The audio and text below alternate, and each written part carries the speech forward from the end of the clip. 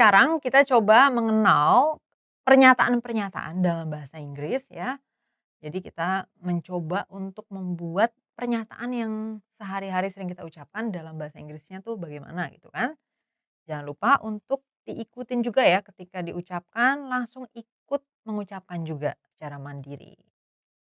Gambar yang pertama ini kita lihat ada 2 orang di dapur ya. Ingat kan bahasa Inggrisnya dapur apa? Kitchen ya. So, bahasa Inggris untuk mereka ada di dapur itu they are in the kitchen. Nah, kitchen kan ruangan ya, jadi pakainya di dalam ya. Kalau tempatnya itu ada ruangnya biasanya disebutnya dia di dalam gitu kan, makanya dia pakainya in. Jadi they are in the kitchen. Selanjutnya si ibu nih yang sebelah kiri ceritanya ngomong bahwa saya masak tadi pagi. Di bahasa Inggris kan menjadi I cooked this morning. Cooknya inget ya berubah jadi verb 2 karena udah lewat ya kan tadi pagi. Ceritanya udah siang atau udah sore gitu.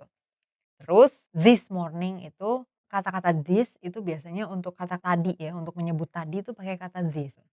This morning atau kalau dia tadi siang, this afternoon gitu ya. Sebenarnya di bahasa Indonesia kan bisa juga menjadi pagi ini atau siang ini. Jadi kalimatnya tadi ya, I cooked this morning. Terus bapaknya di sebelah kanan itu mau bilang masakannya enak. Kan biasa kan sering kan pasti bilang misalnya masakan kamu enak. Nah bahasa Inggrisnya, your cook is delicious. Mungkin sekarang jadi bingung kayak kenapa kok masakan juga cook juga ya? Nah, kebetulan untuk istilah cook itu dia kata kerja sama kata bendanya sama nih, sama-sama cook gitu. Jadi cook itu bisa berarti memasak, cook juga bisa berarti masakan. Jadi ketika si bapaknya ngomong masakan kamu enak, dia pakai kata cook juga. Your cook is delicious. Selanjutnya misalnya kita lagi ada di ruang makan ya, terus di sini ada yang lagi cuci piring nih bapaknya. Nah, dia mau bilang bahwa dia udah cuci piring selama 2 jam. Kalimatnya apa? Kalimatnya dalam bahasa Inggris adalah I have been washing the dishes for 2 hours. I di sini kan pronoun dari dianya gitu ya, dia menyebut dirinya sendiri, I. Kemudian have been washing itu penggunaan present perfect continuous tense ya, jadi dia mau bilang dia udah melakukan ini selama berapa saat, nah itu pakainya perfect continuous gitu kan. I have been washing, verbnya berubah jadi ada ing-nya.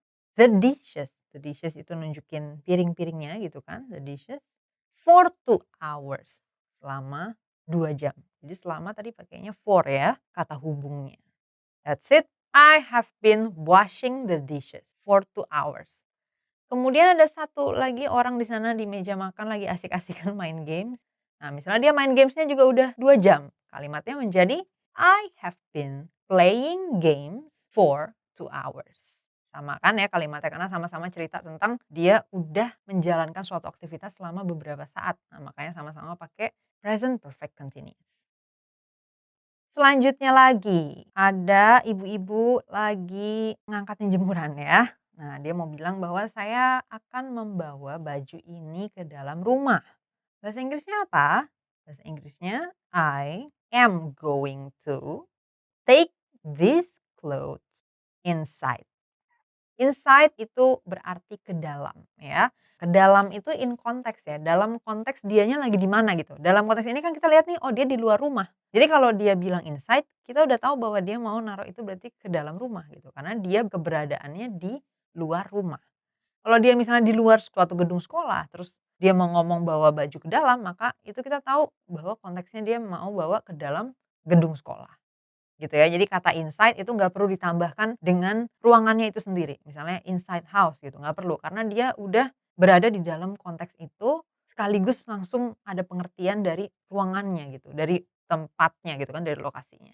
Jadi karena konteksnya dia di luar rumah, maka ketika dia bilang, "I am going to take these clothes inside," kita tahu bahwa inside di situ ke dalam rumah. Kenapa pakai I am going to bukan I will, karena lebih pasti ya kan, dia udah mau bergerak menuju ke rumah kan, dia lagi diangkat-angkatin mau ke rumah, jadi makanya pakainya I am going to. I am going to take these clothes. Nah, clothes-nya karena banyak jadi pakai these bukan this ya kan, plural, these clothes inside. Satu lagi bapaknya di sana lagi megangin bunga-bunga ya. Nah, misalnya dia mau bilang bahwa, "Oh, bunga-bunganya bagus ya," gitu. Bahasa Inggrisnya, "These flowers are beautiful." Nah, kan bunga-bunganya banyak jadinya plural ya. These-nya juga jadi plural. These flowers are beautiful. Sekarang misalnya kita lagi ada di sebuah stasiun kereta. Bahasa Inggrisnya, "We are at the train station." Nah, mungkin masih kebingungan kenapa kalau di dapur kok in the kitchen, tapi kalau di stasiun kereta kok at the train station. Kenapa nggak in the train station? Karena ingat ya, untuk lokasi-lokasi yang dia tuh sebuah jenis lokasi, contohnya tadi stasiun kereta, yang dimana kita tujuannya mau menunjukkan keberadaan kita tuh di lokasi itu gitu. Bukan dalam konteks kita apakah kita di dalam stasiun atau di atas stasiun atau di luar stasiun gitu kan. Tapi kita mau bilang pokoknya kita di suatu tempat yang dimana jenis tempatnya itu sebutannya stasiun kereta.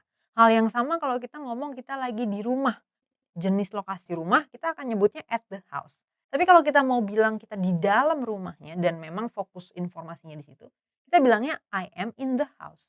Nah, cuman konteks itu cuman matters atau berarti kalau kita lagi ngomong sama orang yang dia lagi di luar rumah atau dia lagi di taman gitu kan, terus dia nanya, "Eh, di mana?" gitu. Tapi dia dalam konteks di area yang sama gitu, di area rumah. Nah, itu baru penting untuk kita menggunakan kata in ya kan, untuk nunjukin bahwa, "Oh, kita sama-sama di rumah, tapi saya di bagian dalamnya." Nah, makanya pakainya in the house. Tapi kalau kita cuman mau bilang bahwa kita lagi ada di rumah ke orang yang misalnya dia lagi ada di kota lain atau di lokasi lain, maka kita cukup bilang at the house, nggak perlu in the house. Begitu juga dengan train station. Ya, jadinya we are at the train station. Nah, sekarang orang ini lagi beli tiket. Saya mau beli tiket ke Jakarta. Bahasa Inggrisnya, I want to buy a ticket to Jakarta. I want to buy a ticket karena tiketnya satu pakai pakai artikel, kemudian tiket dengan bentuk singular, to prepositionnya ya kan, preposisinya to Jakarta, nama kotanya. Ini tensesnya adalah simple present. Nah, kalau misalnya kita di posisi sebagai yang jual tiketnya gitu kan ke orang-orang, nah maka kita jawab nih, "Ini ya tiketnya," gitu kan. Bahasa Inggrisnya, "Here is your ticket." Biasanya ditambah dengan penyebutan ya, kalau ini kan laki-laki jadinya sir. "Here is your ticket, sir." Nah, here is itu bisa dipakai kalau bendanya tuh ada di kita gitu ya, maksudnya ada di sini gitu, makanya pakainya here. Kalau misalnya bendanya ada di sana gitu, mungkin di pihak lain, itu there jadinya. Jadi misalnya nih, habis orang yang tiketing ini, yang bertugas, ngasih tiket ini bilang, "Here is your ticket, sir."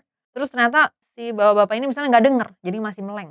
Nah, terus si mbak-mbak di samping loket tiket ini bilang, "Eh, itu loh tiket Anda," gitu kan. Nah, dia ngomongnya bukan, "Here is your ticket," itu, bukan, "There is your ticket." Nah, itu tadi pernyataan-pernyataan dalam bahasa Inggris, jangan lupa untuk mulai coba digunakan dalam keseharian.